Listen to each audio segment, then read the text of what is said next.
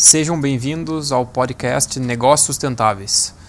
Meu nome é Matheus Forte, ao meu lado está Eduardo Matos e hoje temos um tema muito interessante, que é como investir em biodiversidade pode ajudar o seu negócio.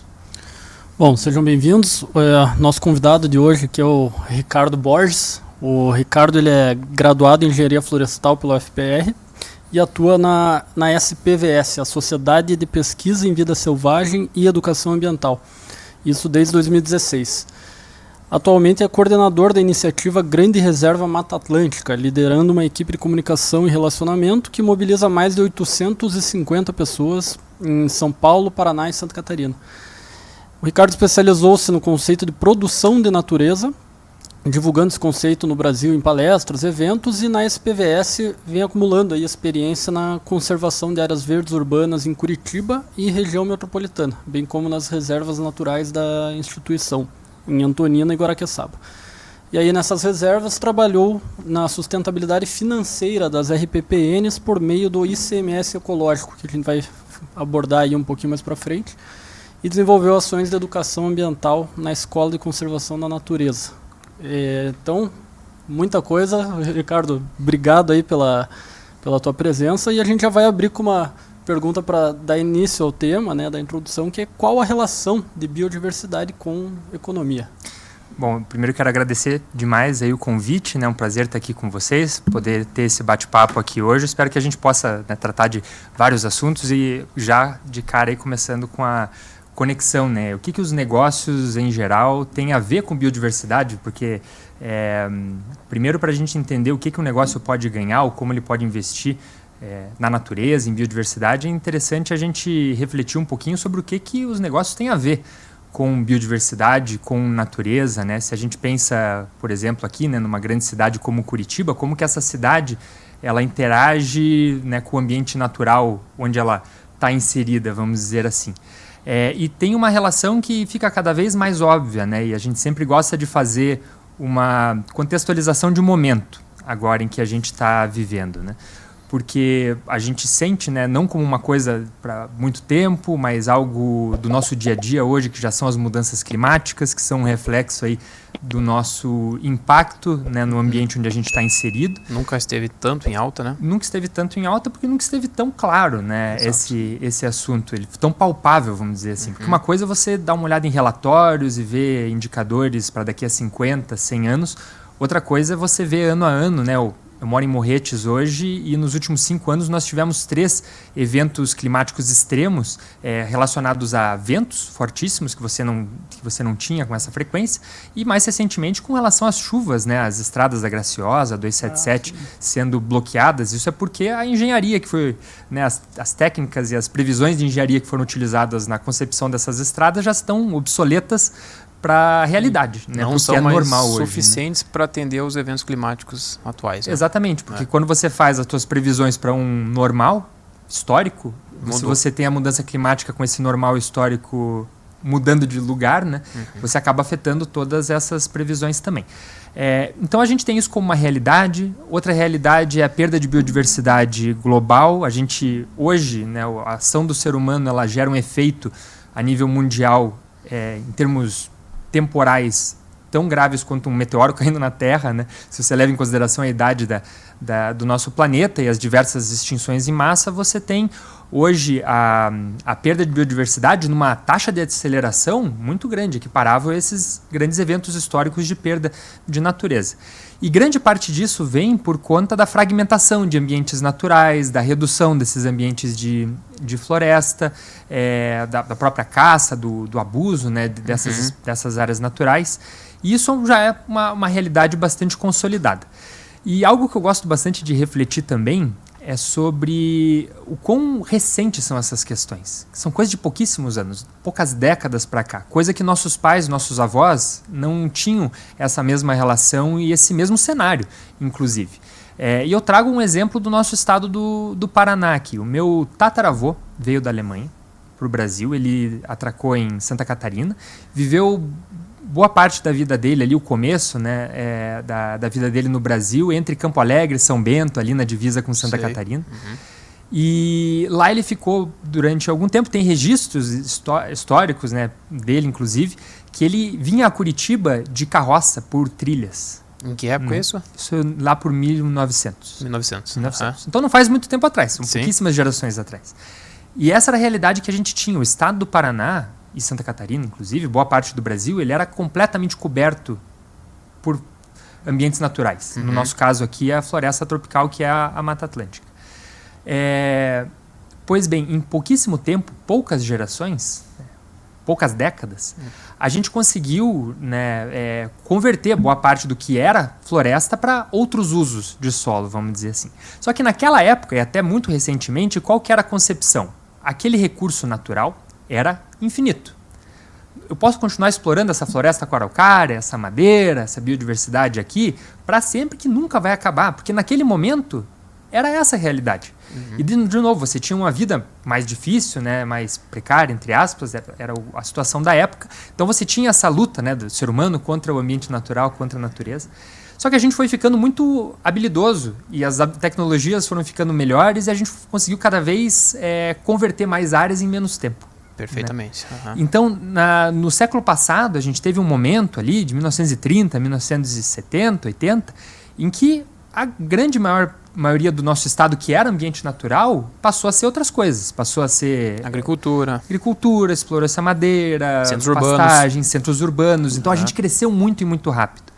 Então vejam assim, a gente tinha um cenário há muito pouco tempo atrás de que recursos naturais eram infinitos. Pode ser a madeira, pode ser a floresta, pode ser a água que a gente bebe. E esse pensamento também faz parte porque naquela época não se tinha informação suficiente. Então ele convivia naquele local que ele estava, não sabia o que estava acontecendo, não tinha também essa questão de escala. Né? Então eu preciso plantar aqui, eu vou abrir, vou desmatar essa floresta aqui para eu plantar, para eu criar minha atividade econômica, natural. É um modelo. Isso. Era um modelo que era o modelo da época e que funcionava naquele sentido. O grande problema é que também não faz muito tempo que a gente já tem consciência, né, vamos dizer assim, a instituição onde eu trabalho, que é a SPVS, uma instituição de conservação da natureza, ela nasce em 1984, acaba de completar 40 anos, dedicada à conservação da natureza. Quando você tem essas primeiras organizações sendo criadas para defender a conservação da natureza, você já pega um cenário de menos de 20% de cobertura natural no estado do Paraná, por exemplo. Né? Então, a consciência sobre a necessidade de começar a pensar nesses remanescentes, em preservar a floresta, ela já existia. Então, vamos dizer assim, temos pelo menos uns 40 anos de consciência de que isso é um assunto grave, que a gente precisa pensar na manutenção desses espaços naturais, mas em que momento a gente mudou de modelo para compreender que a gente já tinha usado demais e que esse recurso que era infinito, na verdade, ele precisa ser mantido ou produzido para manter as nossas atividades. E o nosso consumo de água, a demanda por polinizadores para a agricultura, por exemplo, as questões climáticas só aumentaram de demanda. Mas quanto que a gente aumentou da proteção e da cobertura de áreas naturais para... Não foi na mesma proporção. Justamente. Então, esse é um momento muito particular que a gente está vivendo agora, onde os recursos que para nós eram infinitos até pouco tempo atrás passaram a ser finitos, não só para a gente, mas a nível mundial, e a gente começa a ter que pensar em novos modelos de desenvolvimento e como a gente mantém a nossa economia. E agora eu vou usar um termo que já caiu na obsolescência, mas que a gente ainda pode utilizar, né, da forma que eu entendo que é um pouco mais adequada, que é a questão da sustentabilidade, que não é uma coisa aleatória, e pode ser que a gente foi muito usado para falar de qualquer coisa, né? Mas a sustentabilidade financeira dos empreendimentos de forma geral. Porque qualquer que seja o teu empreendimento, de qualquer porte ou qualquer local onde você esteja, de alguma forma você depende desses recursos naturais que consome água, consome energia, né? Você precisa da energia elétrica, que no nosso caso aqui vem de hidrelétrica. Isso. Né? Outras matrizes que a gente já vem explorando bastante mais renováveis, né? Nós temos água. Tivemos racionamento de água aqui em Curitiba nos últimos anos, gravíssimo, né? Por quê? Por conta das mudanças climáticas e também por conta... Imaginem só, se esses mananciais que nós temos em volta de Curitiba, né? O Piraquara 1, Piraquara 2, agora está sendo instalado outro em São José dos Pinhais, na região do Miringuava. Se você não tivesse essa área de floresta da Serra do Mar ali para abastecer, com certeza a crise hídrica ia ter sido muito mais grave. Eu atuo bastante na área de geração de energia, principalmente hidrelétricas. A gente tem visto ao longo dos anos a redução de vazão nos rios e, consequentemente, a redução da geração de energia. Exatamente. Então, quando a gente faz a hidrologia para estimar um potencial energético, se usa a série histórica do rio, né, da bacia hidrográfica. Só que quando a gente instala um empreendimento recente, a gente percebe que a análise, como é uma análise que puxa dados de muitos anos atrás, está se distorcendo a realidade. O empreendimento tem gerado menos do que está previsto na modelagem. Por quê? Porque antigamente era mais preservado, tinha mais nascentes, mais águas, não tinha tanto esse extrativismo assim. Não que de uma maneira errada, mas se mudou o uso do solo. E a gente já está vendo que a falta de biodiversidade para proteger nossas nascentes, nossas matas ciliares, estão causando já redução de vazão em corpo hídrico. Automaticamente eu tenho menos fauna no corpo hídrico também, menos ictiofauna e menos geração de energia para a população. Então extrapolando um pouco nessa área aí, é algo que já estamos percebendo. Não, e assim, você vê hoje empresas, por exemplo, grandes empresas, né, que vocês têm contato e tal, ela tem lá o indicador, né, de consumo de energia, tem o indicador de consumo de água, e hoje é praticamente obrigatório ela ter um indicador de emissões de gás de efeito estufa. Sim. Né? Então, e você já começa a ver essa iniciativa até para pessoas físicas, né? Você vê às vezes no banco, né, alguma coisa assim, qual foi a tua pegada com tal compra, tal. Então, essa consciência, né, sobre mudanças climáticas e principalmente o fato de estar doendo na pele, eu acho, né? Tá todo mundo sentindo a realidade, agora trouxe a visão para ambientes que sequestram carbono. Pois e quão recente é isso, né?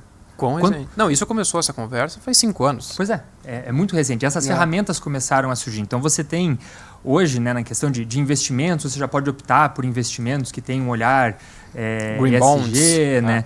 Você tem, por exemplo, quando você vai reservar um hotel, você já tem, eu quero um hotel com menor pegada de carbono. Passagem de avião, né? O quanto disso é sério, não é? Aí fica a critério das auditorias, né? E quem avalia esse tipo de questão. Mas a questão é que hoje em dia já faz parte do mercado e faz parte da consciência dos consumidores, porque a gente vem escutando isso o tempo todo e as pessoas estão cada vez mais preocupadas.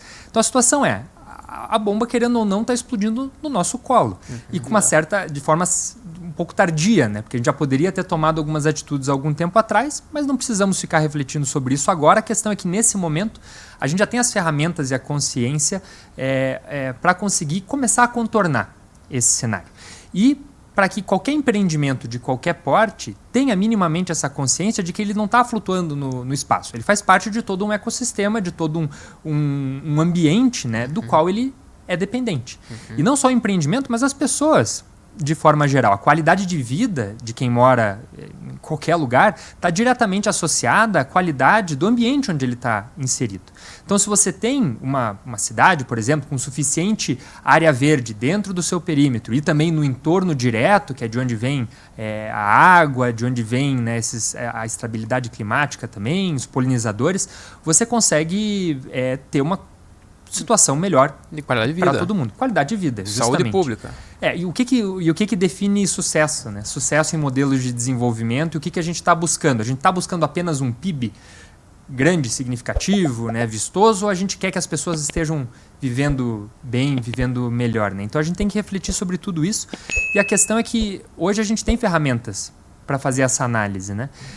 E uma das que a gente mais vem trabalhando também recentemente, que atua principalmente para as empresas, independente do porte que ela tiver, são mecanismos como a certificação LIFE, né? Que é um assunto que eu posso introduzir agora para vocês, que é uma metodologia, né, uma certificação em biodiversidade. Então, além de outras certificações, né, onde você analisa apenas a pegada de carbono, as emissões do gás de efeito estufa, a certificação LIFE ela tem um olhar mais amplo. Quando você olha para a biodiversidade, você está olhando para o teu consumo de energia, tua produção de resíduos, tua emissão naturalmente de gases do efeito estufa, ou seja, todos os fatores de impacto ou pegada que você tem no teu contexto, né?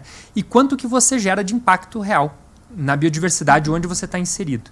Isso gera um número, um valor que pode ser equiparável, né, a ações em prol da conservação da natureza. Ou seja, quando você apoia um projeto de conservação, quando você adquire uma área e transforma ela numa reserva, quando, enfim, dependendo da ação que você tiver, você também gera um impacto positivo, pode gerar um impacto positivo, que faz parte do teu negócio, né? Sim. Porque lembrando, na questão da sustentabilidade, que é a sustentabilidade financeira do teu negócio no sentido de que ele mesmo não prejudica a sua existência futuramente. Então, se o meu negócio degrada a minha fonte de água, por exemplo, água potável, né, as pessoas, o entorno direto de onde eu estou trabalhando, eu não estou sendo responsável com o meu negócio. Eu não estou pensando na meu próprio lucro a longo prazo, né? Por isso que eu falei a questão da sustentabilidade, você conseguir manter o teu negócio ativo pelo maior prazo possível, né? Justamente. Ricardo, então assim, você comentou da certificação, mas acho que é legal. Então a gente hoje, uma indústria que faz a sua gestão ambiental, ela já é consolidado, né? Alguns indicadores básicos, né? Água, energia, emissões mais recente, resíduos sólidos, enfim, entre outros. E agora então está surgindo um novo que é o impacto que vamos falar, reúne todos esses e traduz em impacto na biodiversidade, que é um indicador novo, né? Através pode ser de uma metodologia de certificação, mas acredito que é uma tendência. E então quer dizer que o empresário ele pode mensurar isso hoje e pode então saber, meu real impacto da biodiversidade é X, não sei qual que é a unidade de medida que se usa, se é hectares. É um valor padrão. Assim, né? Para ele ser equiparável com ações de conservação. Um score, tá. E aí ele pode compensar, incentivar projetos que geram créditos, essas unidades de medida, para tentar equilibrar ou potencializar, se ele quiser, um impacto positivo. Então, isso é legal para o empresário que está nos ouvindo entender que é algo novo que tem vindo aí para o mercado e que ele já pode fazer isso, já pode explorar, que ele pode compensar e criar florestas através de um fomento, através de uma compensação. Aí, existem diversas modalidades e aí a SPVS pode ser um parceiro nesse sentido. Até aproveitando, explica um pouquinho, Ricardo, o que a SPVS faz? Onde que vocês estão? O tamanho, o que vocês conservam? Qual que é a ideia da SPVS? Bom, a SPVS é uma OCIP, uma organização do terceiro setor, que, como eu comentei anteriormente, nasceu em 1984, no momento em que estava começando a se falar de conservação na natureza aqui no Brasil, né? E você teve, naquele momento, um grupo de estudantes, né, pessoas recém-formadas, que estavam querendo trabalhar com conservação na natureza, mas não enxergavam oportunidades de emprego, né? Não existia esse nicho de trabalho de dedicação profissional da mesma forma que existe hoje naquele momento. Então, a criação dessa instituição não governamental foi muito motivada pela vontade dessas pessoas naquele momento de atuar pela conservação da natureza e criar um próprio nicho de trabalho, por mais que isso naquele momento também fosse visto com ressalvas por parte da sociedade, vamos dizer assim. Não era um assunto que as pessoas levavam com seriedade. E a coisa mudou muito nesses 40 anos e boa parte dessa mudança de percepção sobre a conservação da natureza é sim fruto dessa dedicação de 40 anos da SPVS. Então a instituição, né, que se chama Sociedade de Pesquisa em Vida Selvagem e Educação Ambiental, ela surge inicialmente, né, com alguns projetos de conservação da natureza, de educação ambiental, onde era solicitada, bem pequenininha, e com um grupo de estudantes dos quais meus pais também, né, à época, faziam parte desse primeiro coletivo. E a instituição, aos poucos, foi ganhando espaço, crescendo, diversificando seu portfólio de atuação pela conservação da natureza. Então, hoje, você já tem realmente uma série de programas que a SPVS administra. O mais conhecido deles, né, de maior porte, o maior projeto que a SPVS já trabalhou, são as suas próprias reservas naturais, que são 3 áreas, entre Antonina e Guaraqueçaba, totalizando 19 mil hectares.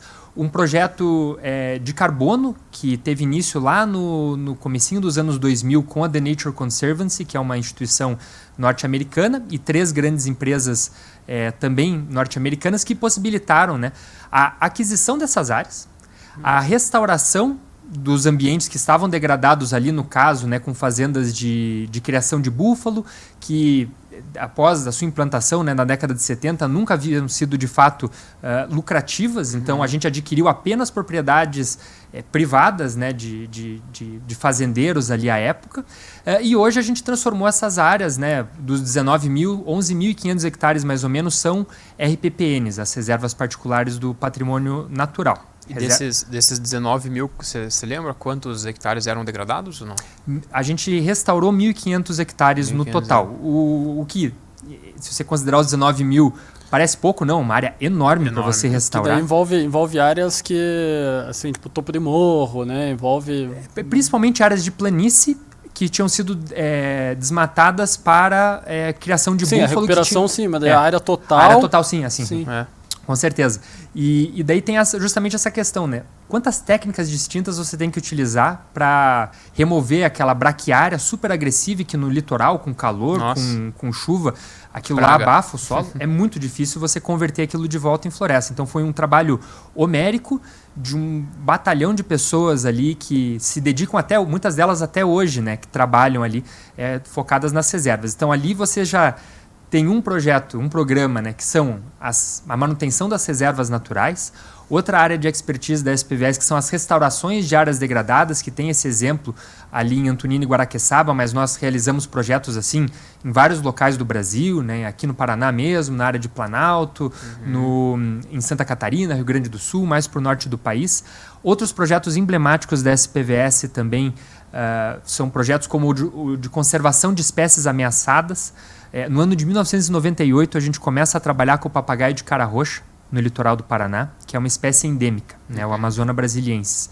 Essa espécie, quando ela foi descoberta, né, há pouquíssimo tempo atrás também, e em 98 a gente começa o projeto de monitoramento dessa espécie, e ela já surge criticamente ameaçada de extinção. Nossa. Depois de mais de 20 anos de projetos de conservação, com a instalação de ninhos artificiais, monitoramento, trabalho de educação ambiental, a gente tem muito orgulho de falar que essa espécie ela subiu 2 níveis na escala de ameaça. Hoje ela é quase ameaçada.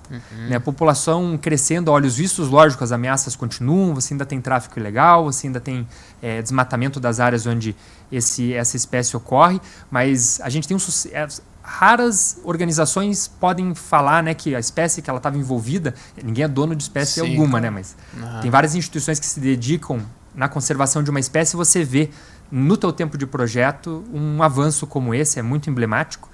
E além do papagaio de cara roxa, mais recentemente temos o papagaio de peito roxo, o Amazona vinácea também que a gente trabalha, o mico-leão de cara preta, que é outra espécie. Para quem nunca ouviu esse termo, né, o endêmico é a espécie que só ocorre nesse lugar do mundo e em nenhum outro lugar. Então, o papagaio de cara roxa só tem entre Santa Catarina e São Paulo. O mico-leão de cara preta é menos ainda, ele só tem na divisa com São Paulo e com o Paraná, ali no Parque Nacional do Superagui e Parque Estadual Lagamar de Cananéia, né? Você não tem mais de 300 indivíduos na natureza desse primata. Né? Só 300. Pois e uma espécie que foi descoberta aí na década de 90. E foi uma das últimas espécies de primata, né, que descobertas no mundo. Não é fácil, não é toda hora que você descobre, né, uma espécie nova de primata. A SPVS também tem projetos ali de conservação dessas espécies, né? Que legal. E toda a atuação é especificamente no bioma Mata Atlântica? Principalmente. O foco a SPVS já teve, sim, atuação em outros locais do Brasil, mas o nosso foco principal, desde o início, é o bioma Mata Atlântica. E a Grande Reserva é um desses 3 projetos principais ali mais ou menos. Ali se mistura. Aí mistura um pouco, porque quando a gente, falando mais de SPVS, né, até para só concluir esse trecho da nossa área de atuação, nós também trabalhamos com políticas públicas, muito com prefeituras, né, com governos, propondo, né, soluções. Também muito, até hoje, com educação ambiental, que a gente chama de educação para a conservação da natureza, que não é só o recicle, né, a questão, mas sim algo mais completo, falando de biodiversidade. E tem diversas outras áreas onde a SPVS atua. E mais recentemente, a SPVS, junto com uma série de outras instituições que também atuam nesse território aqui, nós fizemos uma aproximação muito relevante com outras organizações da América Latina. Em especial uma delas que é a Fundação Rewilding Argentina, que atua no Chile, que atua na Argentina, obviamente, mas que no princípio, né, ela desmembrou da Tompkins Conservation, que é outra organização, que trabalhava no Chile e na Argentina. E foi nesse contato com esses profissionais, e isso é muito importante, quando você trabalha pela conservação da natureza. E eu acho que quando você trabalha no terceiro setor de forma geral, facilita muito a troca, ou é parte do teu negócio, a troca de experiências, a troca de ferramentas, a interação com outros atores, porque não tem nada não pode ser, né? Nada que seja só meu. Se eu descubro alguma coisa, alguma ferramenta, alguma solução que tem sucesso, todo mundo precisa ficar sabendo, para que todo mundo possa utilizar essa ferramenta se quiser. Exato. Essa é a base do terceiro setor para qualquer área, isso para a conservação da natureza. Na sustentabilidade, né? Eu sempre gosto de reforçar isso, que sustentabilidade não pode ter concorrência, né? Você tem que pegar um case de sucesso de um, aplicar para outro. A jornada cada um tem a sua trilha ali, mas cada um pode aprender com o conhecimento adquirido do outro, né? Sim. Então acho que faz bastante sentido, porque a gente vê às vezes a sustentabilidade querendo ser uma moeda hoje no mercado de um diferencial, mais um marketing, né? Eu tenho que agregar valor à minha marca. Na verdade, você tem que contar que você está fazendo uma jornada empresarial, uma jornada correta. Sim. Né? Acho que faz parte do negócio cuidar da biodiversidade e do meio ambiente, das causas sociais, enfim.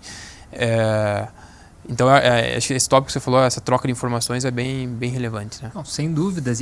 Eu, inclusive, entendo que quando o empreendimento ele opta por reconhecer o seu impacto na biodiversidade, por realizar ações em prol da biodiversidade, eu acho que isso é sim um diferencial de mercado importante, levando em consideração o olhar do consumidor. E deve ser uma estratégia do século XXI, né? Você querer sair quem olhar isso antes vai sair na frente, né? Isso é sim, né, um diferencial de mercado importante, né? E no nosso caso, o que a gente importou desse pessoal que a gente conheceu trabalhando aqui na América Latina também? Um conceito, né, que foi cunhado ali por esses profissionais, que é o conceito da produção de natureza, né, que eu trouxe até para presentear vocês aqui um exemplar do livro, que tem uma bibliografia. Né? Bacana. Muito obrigado. O autor desse livro é o Inácio Jiménez, né, que é um biólogo espanhol, que trabalhou 13 anos na região de Esteros de Iberá, na Argentina. E diferente de outras áreas onde essa organização lá trabalhou, na Patagônia, com muito menos gente, com desafios mais simples, vamos dizer assim, de caráter social, muitas áreas abertas, áreas inabitadas, né, que naquele momento, né, o modus operandi dessa organização qual era? Adquirir áreas, parecido com o que a SPVS fez, né, só que no caso deles com recurso próprio, adquirir áreas, restaurar essas áreas e doar essas áreas para o governo como parques nacionais. Então eram grandes criadores de parques. E esse livro, o Conceito de Produção de Natureza, foi inspirado nos desafios que esses profissionais encontraram na região de Esteros de Iberá, que fica no estado de Corrientes, bem pertinho aqui do Brasil, do sul do Brasil, né? Que é uma área de Pantanal, que era uma área muito mais habitada, né? Com muitas comunidades de entorno, uma área alagada muito parecida com o nosso Pantanal aqui do Brasil, e que você tinha uma percepção da sociedade de que aquela era uma área inútil, que não servia para nada, que não tinha utilidade econômica alguma, porque era uma área alagada, você não conseguia colocar gado nem plantar pinos, ou seja, não serve para nada. Sim. Mas e as comunidades tradicionais que viviam ali, os gaúchos, né, que é essa mistura da comunidade da nossa cultura gaúcha com os guaranis, né, que são muito comuns ali naquela região. E você tem ali, mas aquilo não tem muito valor, não importa muito. Né? Essa era a visão que se tinha nessa região. Aquele local era um sumidouro de recursos, que não trazia nada. E como que você explicaria para a sociedade que tem alguém vindo de fora, adquirindo fazendas ali dentro daquela área, para restaurar, trazer de volta espécies, né, que haviam sido extintas, floresta, e doar essas áreas para o governo? Isso não é um modelo. Sim. Isso não existe, entendeu? Então, assim, Essa conta não tá fechando. Alienígenas são os americanos que querem roubar nossa água, e daí você dá espaço para todo tipo de história, que muito parecido também com o que aconteceu com a SPVS nos anos 2000, quando fez isso em Antonina e Guaraqueçaba, e também houveram, e até hoje às vezes ecoam um pouco esses boatos, mas qual o objetivo das reservas e tudo mais. E eles tiveram a mesma situação lá. Isso nos aproximou também, como organizações, né? Bom, então, resumindo um pouco a história, eles tiveram essa situação nessa região, e daí como que eles explicam para a sociedade qual que vai ser a utilidade daquelas áreas e qual é não só o potencial, mas a vocação, de fato, daquele território. Vocação do século XXI. Né? E foi aí que foi cunhado o termo produção de natureza, para explicar para as pessoas que você pode, em certas áreas, produzir pastagem, produzir gado, produzir pinos, e em certas áreas ela tem a vocação para produzir natureza. Ambientes naturais, com fauna exuberante, com suas comunidades tradicionais, e suas tradições, suas culturas, e também com os serviços ecossistêmicos que ali estão, e, por que não, um espaço muito frutífero para você ter turismo de natureza. E isso tem mercado, e isso é um ativo econômico como qualquer outro. Então, hoje, aquilo que eu falei lá no começo, né? Em que cenário a gente está vivendo agora? A gente está vivendo num momento diferente de qualquer outro momento na nossa história, de que nós, seres humanos, hoje somos responsáveis por produzir natureza ativamente. Se a gente não produzir natureza suficiente para atender a nossa demanda, que só cresce de qualquer outro negócio, a gente vai falhar em manter a sustentabilidade dos nossos negócios no longo prazo. Né? E assim, é interessante esse conceito, e eu acho que você comentou da empresa fazer por valor de marca, né, por ser uma missão da empresa, um propósito, está muito relacionado com o ESG, isso hoje em dia e tal, mas eu acho que a pergunta que vem para a população, né, como você falou, tal, o que ele está ganhando com isso, né? Sim. Alguma coisa essa empresa por que está vindo para cá, né? Como você falou, vai roubar nossa água, né? Alguma coisa do tipo. Pois é. E uma empresa que tem uma iniciativa dela, ela tem um retorno financeiro direto? Como que funciona isso? Bom, aí vai depender muito. Tem muita gente, na verdade, esse caso de Esteiros de Iberá ali é um caso clássico de filantropia pura. Né? O objetivo dessa organização... Fomentar. E assim, o que a empresa, o que a pessoa que fez isso ganha? Isso é um dos primeiros capítulos do livro. O próprio Douglas Tompkins e a Christine Tompkins, né? De onde veio esse recurso? Né? Veio daquela marca de roupa North Face. Né? E que eles criaram por causa das expedições deles na Patagônia, que eles faziam expedições com marcas da época, e aquilo lá ele tinha que levar um monte de lixo embora, ou deixar lá lixo, porque as marcas não eram duráveis, nem de boa qualidade o suficiente para isso. Então essa foi uma inspiração, né, vamos dizer, para a criação dessa marca. Depois de uma idade, eles venderam a marca e quiseram dar retorno de volta para a natureza, que foi a grande inspiração deles no primeiro momento. E depois, segundo o próprio Douglas Tompkins, não tem legado maior que uma pessoa pode deixar para a humanidade do que a conservação da natureza, do que a criação de parques, do que a criação de áreas naturais bem preservadas. Uma convicção daquele empresário naquele momento de que ele podia ajudar nessa área também. Podia ajudar. E ajudou. Assim, na América Latina foi um dos maiores projetos da história. Isso é uma motivação, vamos dizer assim. Mas lógico que a grande maioria dos empresários ele vai querer ter um retorno econômico a partir disso, né? E hoje a gente vê cada vez mais ferramentas, né, que vêm desde a parte mais clássica de você conseguir trabalhar isso no teu marketing, você sair na frente, né, de outras empresas por conta dessa tua consciência de mercado. E em outras questões, assim, ter acesso a algumas facilidades, né, de mercado, alguns descontos em taxas que você pagaria, né? Então, assim, é muito variados o portfólio hoje de benefícios que o empreendimento pode ter. Mas só concluindo a questão da Conservation Land Trust, da aproximação que a gente fez com eles, né? A gente conheceu esse conceito da produção de natureza.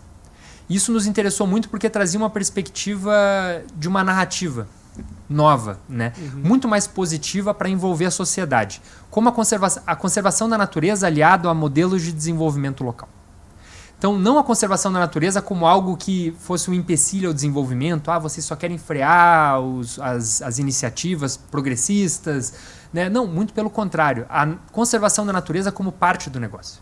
Como uma forma de ser uma vocação de territórios. E no caso de territórios ainda bem conservados, é a grande vocação. Você não tem outro modelo para territórios como Iberá, para territórios como a nossa Serra do Mar, aqui litoral, melhor, que vai dar mais retorno para esses empreendedores, para esses municípios, do que focar na tua vocação, que é a produção de natureza. E muito interessante na evolução da conversa com essas pessoas e envolvendo diversos atores aqui do nosso território, né, entre outras organizações, empreendimentos, prefeituras, surge essa iniciativa que é a Grande Reserva Mata Atlântica. E vocês perguntaram se a Grande Reserva Mata Atlântica ela é da SPVS, ela é um projeto, e na verdade ela não é. A Grande Reserva, essa marca, ela representa o maior contínuo do bioma Mata Atlântica que restou no mundo. Olha só. Que está justamente entre Santa Catarina, Paraná e São Paulo. São quase 3 milhões de hectares, tem quase o dobro do tamanho de outros remanescentes importantes de Mata Atlântica. Para a Mata Atlântica isso é uma tragédia. A Mata Atlântica foi muito degradado, o bioma mais degradado do Brasil.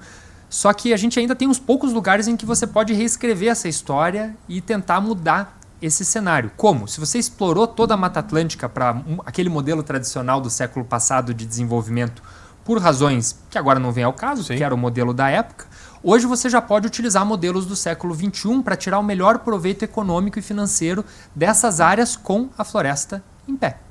Sendo esse o grande atrativo diferencial de mercado que essa região tem. Então, Grande Reserva Mata Atlântica foi o nome dado a esse remanescente que nós temos aqui. E é muito importante que ele seja justamente esse contínuo de floresta. Porque quando a gente está falando de uma floresta tropical, não adianta ela ser um pequeno fragmento. Porque você não vai ter toda a diversidade de espécies que aquela... Tem que ser um corredor ecológico, né? Exato. Tem que ser todo um conjunto de áreas naturais, né? Um corredor, um mosaico. Esses ambientes têm que ser amplos. E nesse sentido... Ninguém é dono do território. Isso aqui é um acidente, vamos dizer assim, é uma característica geográfica, o fato desse remanescente estar aqui nesse território. E a Grande Reserva ela cria uma marca para representar o potencial que nós temos nessa região de ser um dos mais proeminentes destinos de natureza hoje, eu falo isso com convicção, do mundo. Né? E por que eu digo isso? Nós temos uma floresta tropical aqui das mais exuberantes do mundo, com uma diversidade de espécies incríveis e uma diversidade cultural. Se a gente pega comunidades caiçaras, quilombolas, indígenas, as colônias que a gente tem aqui já de mais de centenas de anos, de mais de uma centena de anos, né, nessa região. Se a gente pega o quão bem estruturado essa região tá, e a gente conversava antes, né, sobre passeios incríveis que a gente tem aqui no litoral do Paraná de turismo de natureza, a gente não deixa a desejar, fazendo um benchmark a nível mundial, para nenhum outro destino já bem consolidado de natureza. Pega em Costa Rica como exemplo, pega em Pantanal, a própria Amazônia, que são, né, ambientes naturais, né? No caso da Amazônia e Costa Rica, florestas tropicais também. A nossa região aqui tem uma boa infraestrutura, aeroporto internacional em São Paulo, aqui em Curitiba também, rodovias em qual lugar do mundo, gente? Você chega no aeroporto, pega um carro, em menos de 1 hora, você está imerso numa floresta tropical. E é muito legal, eu quero deixar esse registro aqui também, como nós que nascemos aqui, somos paranaenses, nascemos em Curitiba, a gente se acostuma com as coisas, né? Quem que nunca pegou a Graciosa para não pagar pedágio, por exemplo, porque era mais barato? Gente, é uma estrada cênica, uma estrada histórica, né? Uma estrada parque das mais lindas do mundo. E eu tenho certeza que grande parte dos paranaenses, dos paulistas, dos catarinenses não conhecem esse potencial. Passa às vezes do lado, acha que é só uma floresta ali intacta, mas tem muita coisa que dá para explorar. Eu acho que quem fez muito bem isso no Brasil foi Bonito, né, no Mato Grosso. Acho que Bonito tem ali uma característica de algumas RPPNs atrelada a um turismo muito, muito consolidado, assim, muito respeitoso. Quem já foi sabe que é rigoroso assim, os processos que eles estipulam de visitação e funciona muito bem. E lá você vê que como aquilo reverte na economia, né? Um turismo bem feito, bem estruturado, chama o público do Brasil, do mundo inteiro, né? Com certeza. E acho que esse projeto novo de vocês, não sei se é novo, mas deve ter também um cunho de atrair esse potencial econômico que ainda está no início. Pelo menos a gente que está muito próximo aqui não escuta tanto ainda. Né? É excelente que você trouxe isso, Matheus, porque a Grande Reserva, né, ela não é uma empresa, ela não é uma instituição não governamental, não é uma nova unidade de conservação, ela é uma marca de território. Eu digo assim que é como se a gente estivesse falando da Serra da Canastra. Né? Ninguém é dono da Serra da Canastra, é um acidente geográfico, e você tem empreendimentos ali dentro, né, que se beneficiam desse terroir ali, né, do ambiente onde ele está. E você tem essa marca da Serra fortalecida pelo por empreendimentos de bom nível ali dentro. Grande reserva é mais ou menos a mesma lógica, né? Aquela lógica de marketing de território do Kotler, bem padrão mesmo. E ela justamente quer fortalecer o que existe dentro dela, os empreendimentos, os municípios, né? E ela já nasce de forma coletiva, colaborativa, formada por membros, e a gente funciona hoje a partir de uma rede de atores, que é essa rede que hoje conta com mais de 800 pessoas que aderiram à iniciativa de forma voluntária e se reúnem periodicamente para buscar alternativas, soluções e formas de colaborar, né? De fazer a grande reserva se tornar um destino de natureza consolidado, né, a nível nacional e internacional. Isso não acontece do dia para a noite. Em termos de destino de natureza, a Grande Reserva é um bebê, porque isso daí nasceu em 2018. Né? Recente. Então a coisa está começando agora. E recentemente a gente conseguiu os primeiros reconhecimentos. Então nós somos vencedores no ano de 2023 do Prêmio Brastoa de Sustentabilidade das operadoras de turismo, por causa desse trabalho em rede. Nós ganhamos o Prêmio WTM América Latina de Turismo Responsável esse ano, a única iniciativa brasileira premiada com medalha de ouro esse ano. Então as coisas vão acontecendo passo a passo, né? E também não dá para ter uma expectativa maior que isso. E a gente já acha que a coisa está caminhando super bem e rápido, né? Então o que acontece? Essa mudança de cenário, mudança de percepção das pessoas também é algo que evolui passo a passo. E é por isso também que a Grande Reserva ela não é um projeto. Porque projeto predispõe que você tem hora para acabar, né? E a Grande Reserva é para ser um patrimônio para frente de todo mundo. E aí é bem legal você ter citado Bonito, porque recentemente nós fizemos o primeiro plano de marketing da Grande Reserva Mata Atlântica. Porque a iniciativa tem tudo a ver com esse olhar para o turismo, esse posicionamento de mercado, e nós trabalhamos com ferramentas de comunicação muito, né? Nós temos uma identidade visual própria que é o fio condutor de todo esse território tão diverso. A identidade visual nos ajuda a trazer todo mundo junto. Né? E quem elaborou o nosso plano de marketing foi o Thiago Akira, que é um consultor em turismo de natureza, em marketing digital, muito reconhecido, que foi uma das pessoas envolvidas nessa consolidação de Bonito. Que legal. Então a gente tem Bonito assim como um benchmark do lado nosso hoje em dia. E estivemos esse ano também no Inspira Ecoturismo, a convite do próprio Thiago, falando de Grande Reserva, das nossas estratégias de marketing, né? E conseguindo aprender uns com os outros. Né? Então o que Bonito fez de certo que a gente pode trazer para o nosso contexto e o que Bonito achou que poderia, né? O que a região ali achou que poderia ter feito melhor e como a gente pode não cometer os mesmos erros agora. Então é fundamental você ter esse tipo de análise. E nós fizemos também uma pesquisa de mercado por inspiração, por aconselhamento do próprio plano de marketing, né, tentando entender a percepção das pessoas, principalmente de quem está aqui em Santa Catarina, Paraná e São Paulo, sobre destinos de natureza. O que essas pessoas procuram e o que a gente pode oferecer, né? Por onde essas pessoas procuram, o caminho e tudo mais. Uma ferramenta fundamental que foi tanto o plano de marketing quanto o programa de quanto a pesquisa de mercado, foram parcerias já de começo com a Fundação Grupo Boticário, que é outro parceiro de primeira hora aí da Grande Reserva. Isso nos mostrou indicadores muito interessantes, porque as pessoas daqui amam turismo de natureza. Tem um público grande de pessoas que procura isso nas suas férias e tudo mais. Para onde essas pessoas vão? Para Bonito. Vão para Costa Rica, viajam para outros países para quê? Para fazer uma Amazônia, trilha. Para andar de canoa, para conhecer uma comunidade tradicional. Tá aqui do lado. E não conhece algo que está aqui do lado, que é de altíssimo nível e que tem um valor a mais para a gente, pessoal, que eu acho interessante, que é o valor de quem somos nós, sabe? Então, assim, nós como curitibanos, pessoas que vivem aqui na região, quando a gente visita alguma coisa aqui do lado, a gente está entrando em contato com a nossa história, com o ambiente que nos representa, quem somos nós no mundo, né? E cada local tem a sua característica própria. Qual que é a nossa característica? Né? O Brasil, de forma geral, ele tem um pouco de crise com isso, né? Quem que é a gente, o que é a gente? Multicultura. Eu diria que visitar a Grande Reserva Mata Atlântica é uma imersão de qualquer pessoa, né? Em o que somos nós, o que ele representa estar aqui e morar nessa região. Né? Legal. E você comentou assim de municípios, né? Então, acho que é uma vantagem enorme você difundir o turismo, né? Você traz receita de diversas formas, mas tem a questão de pagamento por serviço ambiental, né? Eu queria explicasse um pouquinho aí pro público, acho que é algo que é interessante, né? E se é algo que é só um ente público como um município pode se beneficiar, ou se uma empresa tem como se beneficiar também, como que funciona? Então, gente, quando a gente olha para um território como esse da Grande Reserva, claro que cada município, cada gestão pública vai estar pensando no bem-estar da sua população, em gerar oportunidades de emprego e renda e tudo mais.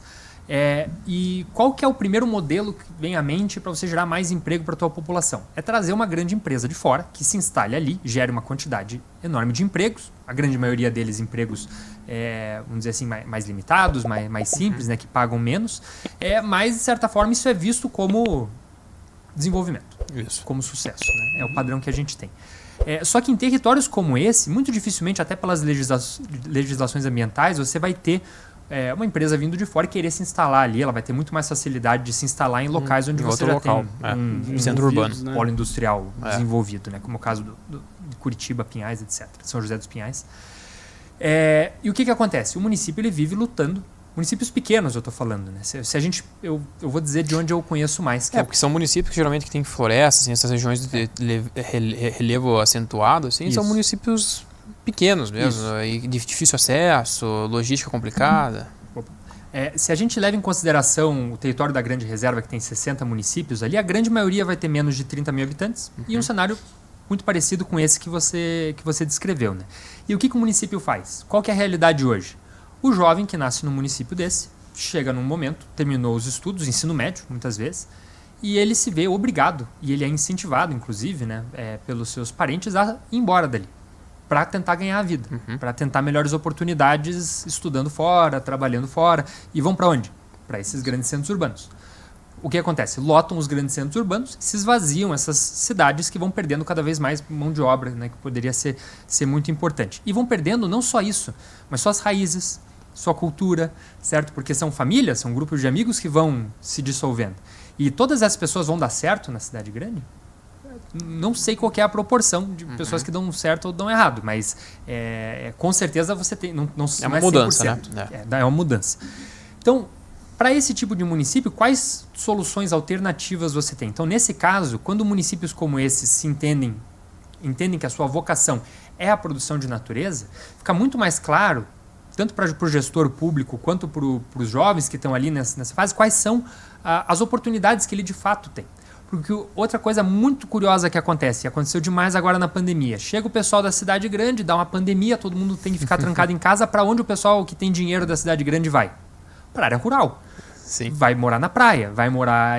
Vai para fazenda. Vai para fazenda, vai ficar no meio da natureza, porque ele está buscando o quê? Qualidade de vida. Exato. Né? Então a pessoa que nasceu ali, que tem toda essa tradição, que nasceu nesse local, tem toda essa herança, ela se vê obrigada, porque dizem para ela que ali ela não tem nada para ela, não tem nenhuma oportunidade, que é uma mentira, né? Daí ela vai embora, se frustra e a gente vê isso muito, né? Muito tempo depois ela acaba voltando para o seu local de origem. Para daí tentar empreender com essas outras coisas, para tentar ocupar um outro espaço, né?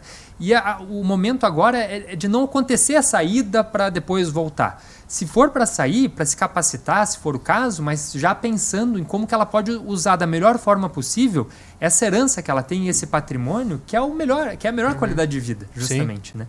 Então, nesses casos, você tem uma série de mitos que existem que a gente busca, né, num tempo não muito longo, que acabe se desmistificando, né? E um desses casos mais interessante de políticas públicas é a questão do ICMS ecológico. E o Paraná é precursor dessa legislação, foi um professor chamado Wilson Loureiro, da agronomia, lá em 1992, que teve essa ideia. Isso, gente, é inovador a nível mundial, tá? Uma ferramenta brasileira, paranaense, né? E esse professor Wilson Loureiro, ele criou esse mecanismo que acontece o seguinte, né? Quando você teve uma criação muito intensa de unidades de conservação ali entre a década de 60, 70, os anos 2000 aqui no Brasil, e você viu vários municípios onde essas áreas foram criadas e ele teve que, vamos dizer, entre aspas, abrir mão desses espaços que ele poderia colocar uma agricultura, uma indústria, conservar a floresta. E para virar daí ele acabou se tornando um parque. E o uso da área acabou sendo a conservação da natureza. Em locais onde essas áreas não conseguiram ser bem implementadas, ou seja, você não teve o recurso depois do governo do estado, do governo federal, para colocar uma boa estruturação ali para o parque, ter fluxo de visitantes, ter infraestrutura turística, etc., aquela área acabou só trazendo os empecilhos. Sim, ficou virou no entendimento econômico, virou um passivo ambiental. Exatamente. Então, uma área ali que você não poderia mais usar, prejudicando economicamente o município. Então, o ICMS ecológico, ele nasce como uma compensação para esses municípios que têm áreas naturais dentro do seu território.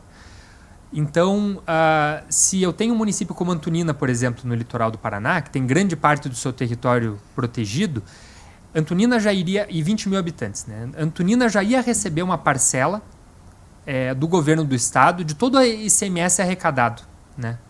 Durante o ano. Então, por conta da sua economia, de quantos habitantes esse município tem, ele recebe um valor do estado. O ICMS ecológico é um valor adicional que esses municípios que têm áreas naturais ou áreas de manancial no seu território recebem. Né? Por estar preservando, por não ter uma fonte futura, né? Exatamente. Por você ter ali naquela região uma unidade de conservação, uma área protegida. Né? Então, isso acabou sendo um incentivo para esse município, né, que tem essas áreas naturais. Acontece que o ICMS ecológico ele não para por aí. O Paraná ele é precursor também, né, nessa legislação. A legislação é federal, mas os estados implementam. Né? Não são todos os estados do Brasil, né, que têm essa legislação ativa hoje. São Paulo, Paraná tem, Santa Catarina ainda não tem. Não tem. Então, no Paraná, isso se tornou um mecanismo fundamental para a gestão pública hoje. Porque Antonina, né, você chega a ter ali de 10% a 15% de todo o recurso que Antonina tem anualmente para investir na sua atividade, né? Pagamento de folha, educação, saúde, vem do ICMS ecológico. Então veja a importância que isso tem para o município. E o mais interessante é que no estado do Paraná, ano a ano, o Instituto Água e Terra, né, o IAT, ele reavalia essas áreas naturais para ver se elas vão estar sendo melhor, se elas melhoraram. Não teve uma degradação. Ou se houve uma degradação. Se houve degradação, o município recebe menos valor. Se houve um acréscimo da gestão, o município recebe mais. Então ele está totalmente interessado em produção de natureza. Deveria estar. Né? Então o que acontece? Nem todo município ele sabe de onde vem esse recurso, ou como ele chega no caixa, ou como você pode interagir com esse recurso.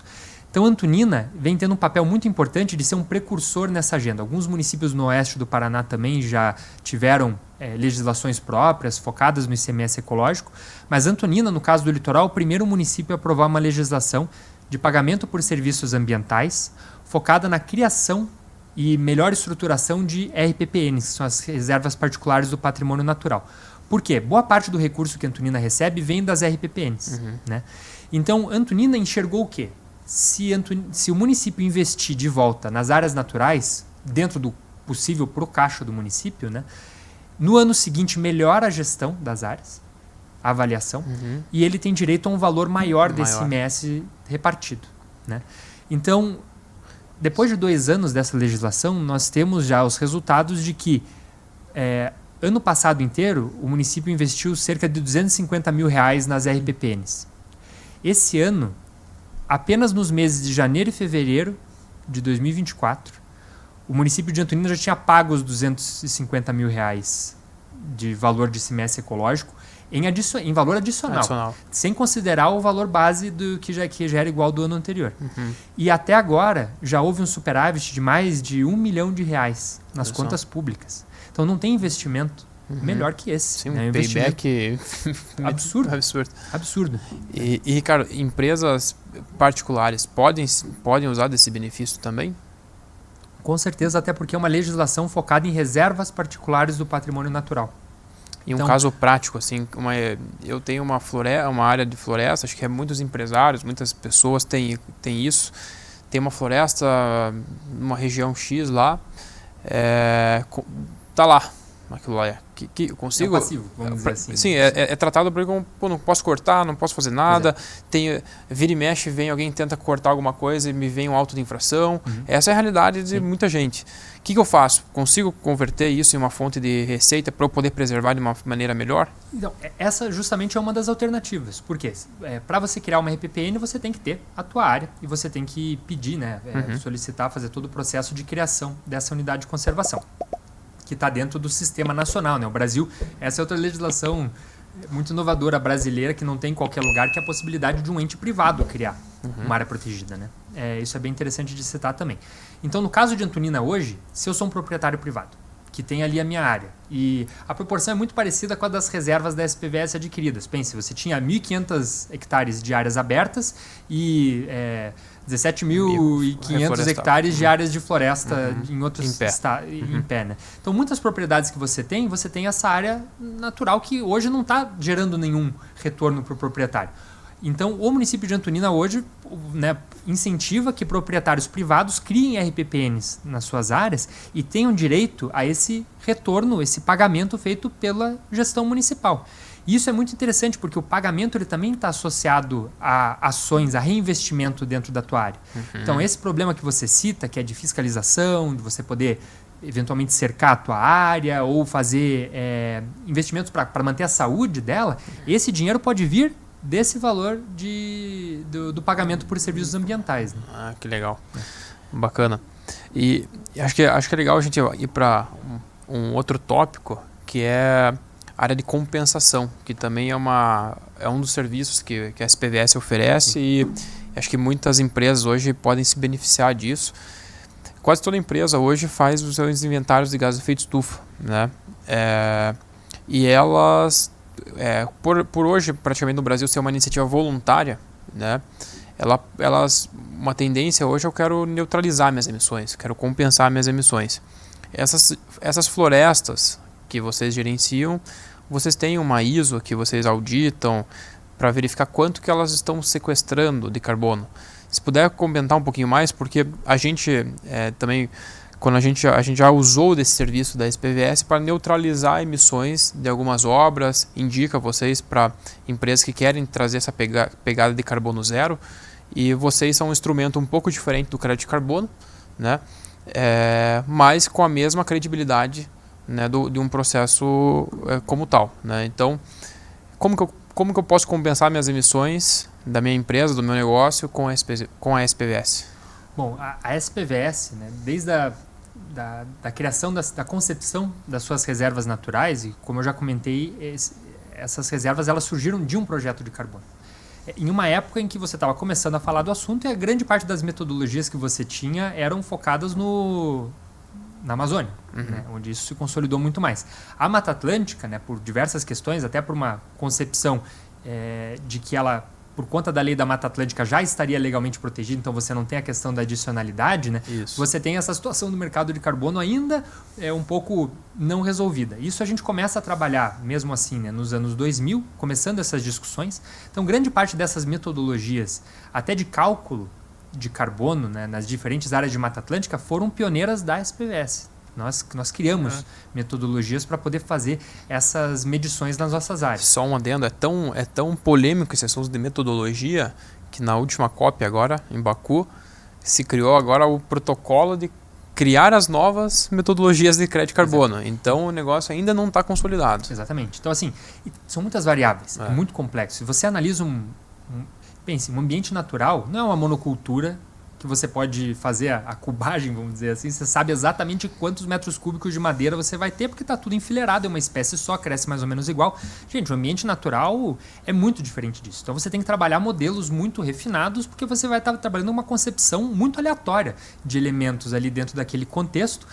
E a Mata Atlântica, florestas tropicais, assim, você tem uma diversidade grande de ambientes um colado no outro. Uma área úmida que vai ser de um jeito, a área de planície é de outro jeito. Começou em costa, é outra composição de espécies. Então, nós levamos isso em consideração e boa parte das metodologias que a gente desenvolveu já traziam toda essa complexidade, né? Então, a gente parte dessa credibilidade que você cita já vem dessa época.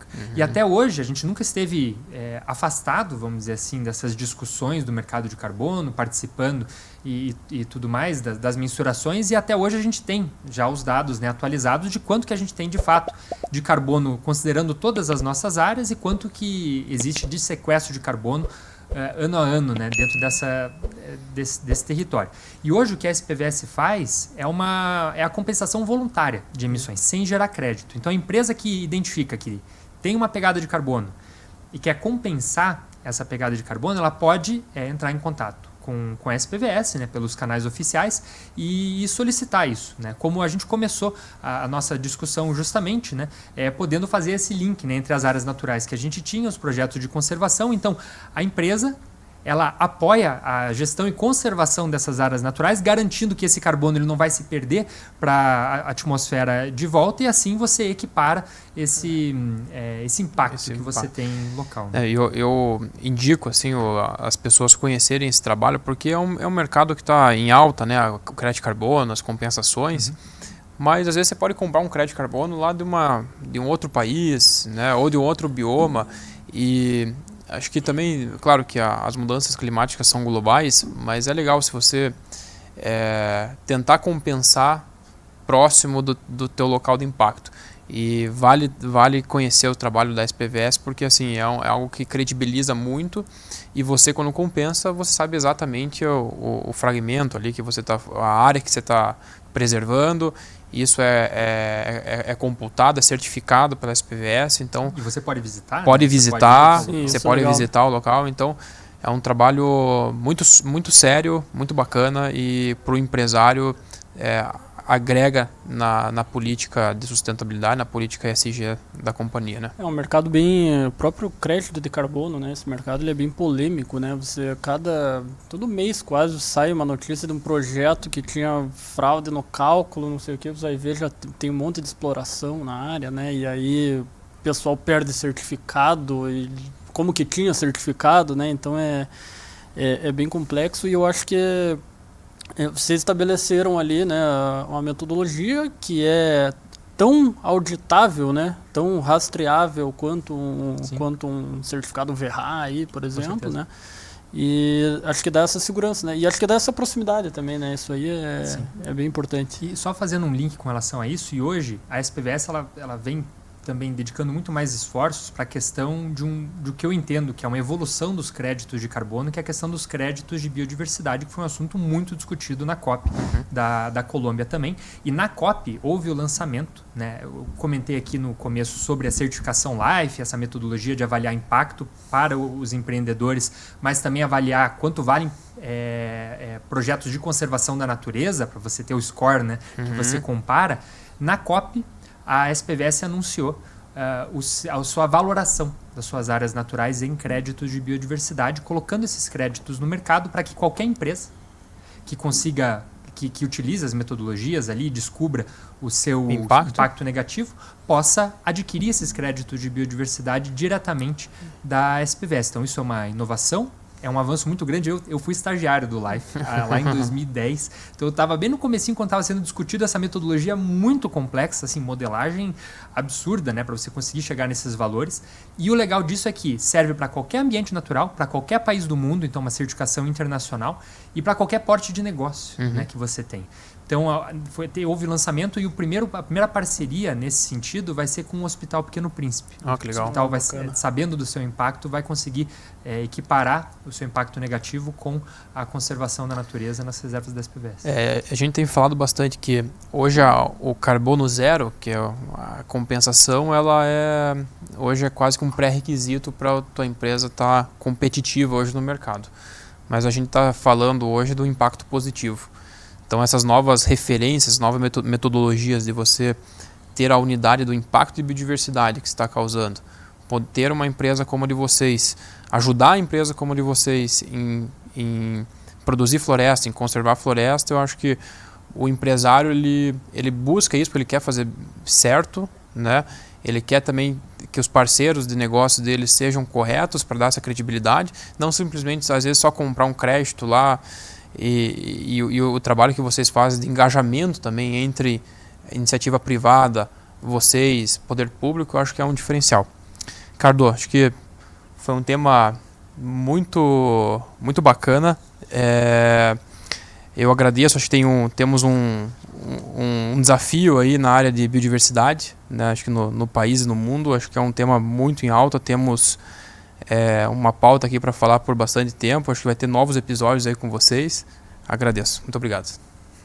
Obrigado, pessoal. Um prazer estar aqui com vocês, e foi uma ótima conversa. A gente sempre fica à disposição, né? Tem bastante gente, né? A SPVS é muito grande, tem muitas frentes e tem vários profissionais que podem tratar de assuntos aqui com vocês também. De novo, agradeço aí a oportunidade. E eu não sei se posso também falar para o pessoal acompanhar? Claro, também, por favor. Aproveita. Eu vi que tem as redes sociais aqui. Então, pessoal, assim, em primeiro lugar, acompanhar o trabalho da SPVS, né, as redes sociais, né, SPVS Brasil, no Instagram, no YouTube, no Facebook, a gente está sempre compartilhando novidades lá. E também as redes sociais da Grande Reserva Mata Atlântica, tudo junto, também no Instagram, no YouTube, no Facebook. Grande Reserva Mata Atlântica. Grande Reserva Mata Atlântica, exatamente. A gente está lançando nova série de vídeo agora sobre turismo na Grande Reserva, então se vocês quiserem conhecer um pouco mais a região, fica o convite, né? Vocês podem descobrir tudo lá no nosso portal. Legal, Ricardo, muito obrigado aí, parabéns pelo trabalho da SPVS, a gente vai continuar mantendo muito contato com vocês, né, como parceiros, mas eu acho que é uma área de mercado mesmo, de negócios, que só cresce, né, só tende a crescer. Então, esse foi o podcast Negócios Sustentáveis. Fique atento aos próximos episódios.